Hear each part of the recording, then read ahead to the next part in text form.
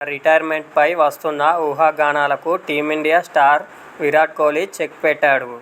ఇప్పట్లో ఆటకు దూరమయ్యే ఆలోచన లేదని స్పష్టం చేశాడు.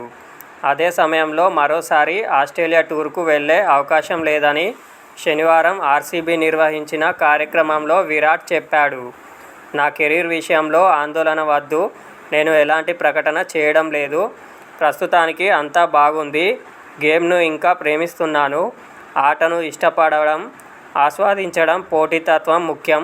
అలా చేస్తున్నంత వరకు ఆడుతూనే ఉంటా. అలాగే నేను ఎలాంటి ఘనతల కోసం ఆడటం లేదు అని కోహ్లీ చెప్పుకొచ్చాడు. 2028 ఒలింపిక్స్లో క్రికెట్ చేర్చడం మంచి పరిణామమని కోహ్లీ అభిప్రాయపడ్డాడు. మెగా గేమ్స్లో క్రికెట్ను చేర్చడానికి ఐపీఎల్ ఎంతగానో దోహదపడిందని అన్నాడు. ఒలింపిక్ ఛాంపియన్గా నిలవడమనేది మర్చిపోలేని అనుభూతి అవుతుందన్న విరాట్, ఇండియా గోల్డ్ మెడల్కు క్వాలిఫై అయితే ఆ ఒక్క మ్యాచ్ ఆడేందుకు టీ20 రిటైర్మెంట్ను వెనక్కి తీసుకుంటానని సరదాగా చెప్పాడు.